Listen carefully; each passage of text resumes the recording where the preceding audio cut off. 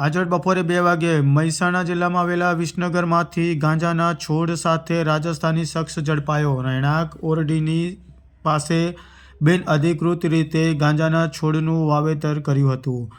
4.63 લાખની મુદ્દામાલ જપ્ત કરવામાં આવ્યો હતો। મહેસાણા સ્પેશિયલ ઓપરેશન ગ્રુપે વિસનગર તાલુકા પોલીસ સ્ટેશન વિસ્તારમાં આવતા તરબ ગામની સીમમાં દરોડા પાડી એક શખ્સને ગાંજાના છોડ સાથે ઝડપી પાડ્યો હતો।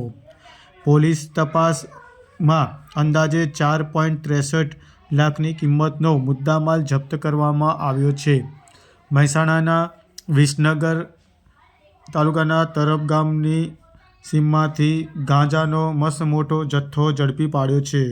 મહેસાણા સ્પેશિયલ ઓપરેશન ગ્રુપે સફળ કામગીરી 4.63 લાખનો મુદ્દામાલ જપ્ત કરવામાં આવ્યો છે। રાજસ્થાનના શખ્સની ધરપકડ કરી જેલ હવાલે કરવામાં આવ્યો છે।